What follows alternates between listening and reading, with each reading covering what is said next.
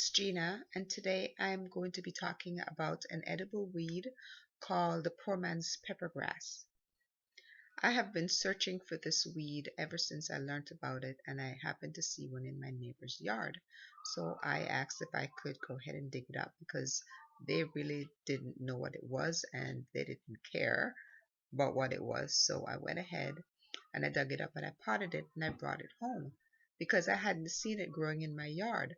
But over the next few days, it suddenly started to pop up everywhere in my yard.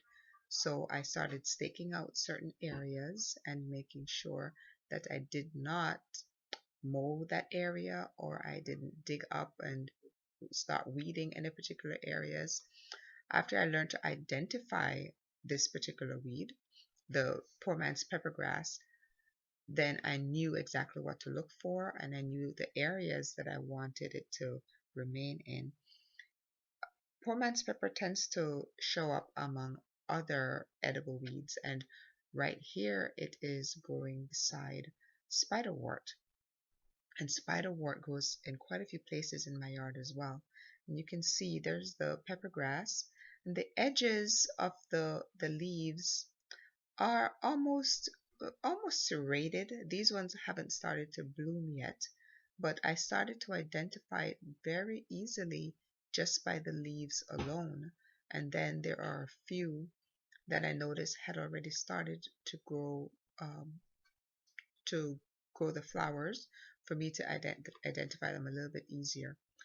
But the reason it's called peppergrass is because it really does taste like pepper. It could be a substitute for black pepper or something even hotter.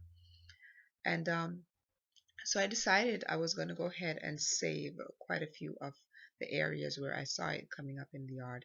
You can see here, these are the white flowers, and the seed pods look almost like little fish scales, and that's what lepidium means.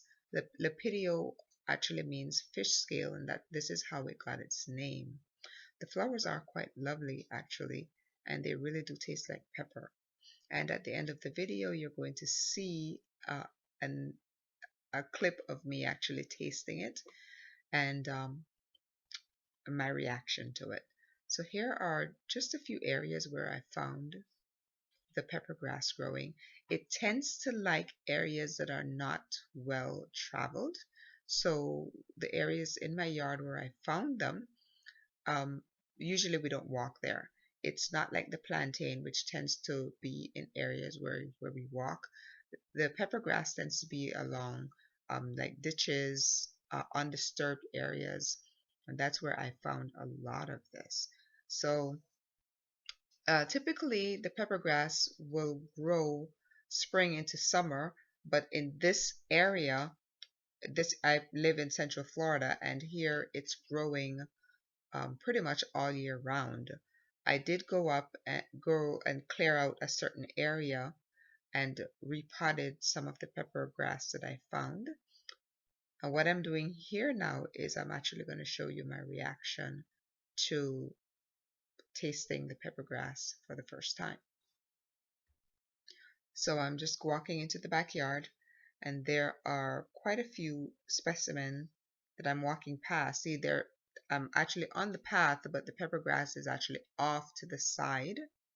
All parts of this plant can be eaten, from the flowers, the leaves, down to the root, which can be used as a substitute for horseradish. So over the next few weeks, I'm going to be experimenting with this in salads. I'm going to be trying to do like all weeds, edible weeds type of salad and see what I can come up with.